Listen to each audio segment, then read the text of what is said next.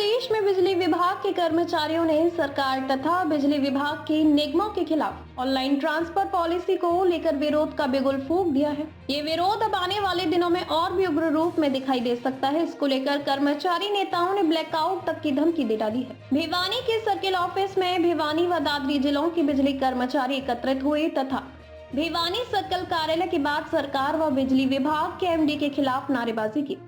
कर्मचारी नेताओं ने ऑनलाइन ट्रांसफर पॉलिसी को वापस लिए जाने की बात कही तथा कहा कि बिजली विभाग को चाहिए कि बिजली कर्मचारियों को बेहतरीन उपकरण व सुविधाएं दे ताकि कर्मचारियों की कार्य के दौरान जान बच सके।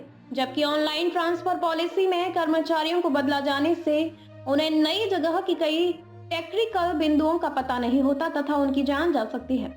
कर्मचारी नेता बल्लू मामला व राजकुमार सांगवान ने कहा कि उनकी बिजली मंत्री अनिल विज से मुलाकात हो चुकी है। अगर उनकी मांग नहीं मानी गई तो 30 दिसंबर को पंचकुला में बिजली विभाग ने विभिन्न निगमों के एमडी दफ्तर का घेराव कर दिया है, जिसके बाद 7 जनवरी को हिसार सर्किल के एमडी ऑफिस का घेराव किया जाएगा। इसके बाद 20 जनवरी को पूरे हरियाणा प्रदेश से कर्मचारी बिजली विभाग के प्रधान एसीएस के कार्यालय के बाहर प्रदर्शन करेंगे तथा ऑनलाइन ट्रांसफर पॉलिसी का विरोध जताएंगे।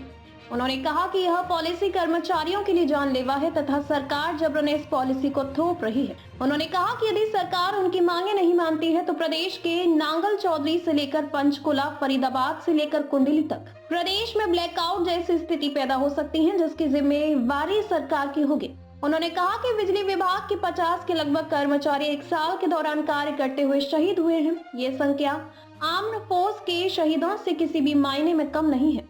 ऐसे में 24 घंटे में से 18 घंटे काम करने वाले बिजली कर्मचारियों को आधुनिक तकनीक व उपकरण उपलब्ध करवाने की बजाय ऑनलाइन ट्रांसफर पॉलिसी थोपना सही नहीं है। इसका विरोध बिजली कर्मचारी आने वाले समय में बड़े स्तर पर करेंगे। बदलाव किए जाए तो कैसे बदलाव? ऑनलाइन ट्रांसफर पॉलिसी का मुख्य रूप, और अभी भाई साहब कह रहे थे कि हमारी लड़ाई मैनेजमेंट से ना होकर के सरकार का फैसला है। ACS power is the part of सरकार ओनली, और अल्टीमेट जो हमारा विरोध प्रदर्शन होगा आने वाले 20 तारीख को, जैसे हमारे माननीय सर्कल साहब ने कहा, वो एसीएस पावर का ही विरोध है। और एसीएस पावर सरकार का पार्ट है। सरकार के खिलाफ नाराजगी, कर्मचारियों में रोष है। क्योंकि आप अगर एजुकेशन डिपार्टमेंट से अगर बिजली बोर्ड को आप कंपेयर करते हो तो मेरे ख्याल it is entirely different, job profile entirely different. हमारा कर्मचारी तो 24 में से 18 घंटे जिंदगी और मौत से जूझता है। कर्मचारियों का एजुकेशन डिपार्टमेंट मेरे ख्याल, मुझे नहीं लगता कि जान को किसी प्रकार रिस्क है। उसी तरह पर उसी ट्रांसफर ऑनलाइन ट्रांसफर पॉलिसी को आप बिजली बोर्ड जैसे डिपार्टमेंट में, जिसका एक काम करने का जो तरीका है वो यूनिक है बाकी डिपार्टमेंटों से, क्योंकि यह हर कदम पर रिस्क किया। आप देखिए पिछले 1 साल के आंकड़े उठाइए, 50 जवान हमारे शहीद हो गए। 50 I think so armed forces में भी नहीं होगा 50 की शहीद रेशियो अगर आप बिजली बोर्ड का देखें तो। कहाँ से उन 50 आदमियों परिवारों का क्या होगा? बंदा चला जाएगा। हमारे नए एलएम लगे थे 2022 में, वो कितने एक्सीडेंट हो गए, ना उनकी एस ग्रेसिया ना उनकी पेंशन है, उनके बच्चे कहाँ जाएंगे? तो इस बारे में आप कह रहे थे कि सरकार से, मंत्री से मीटिंग होगा। अभी किसी प्रकार की कोई मीटिंग नहीं हुई है। सरकार अपने फैसले पर अडिग है।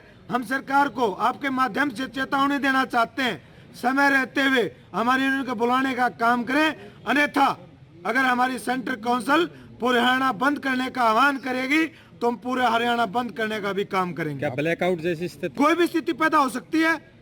अगर हमारे कर्मचारियों की जान जाएगी, हम हमारे कर्मचारियों की जान किसी कीमत पर जाने नहीं देंगे। ये ऑनलाइन पॉलिसी नहीं है, ये जानलेवा पॉलिसी है, या जानलेवा पॉलिसी किसी कीमत पर बर्दाश्त नहीं होगी। आपके मंत्री अनिल विज वो एक बार कमिटमेंट कर लेते, वो कमिटमेंट ये करें कि बिजली बोर्ड के कर्मचारी हकों की लड़ाई लड़े, और उनका यही कमिटमेंट होना चाहिए कि जानलेवा पॉलिसी है, मैं इसको लागू नहीं होने दूंगा, और मुख्यमंत्री से टक्कर लेकर और उसको इस ऑनलाइन ट्रांसफर पॉलिसी को मंत्री जी ने रद्द करवाना चाहिए, कैंसिल करवाना चाहिए।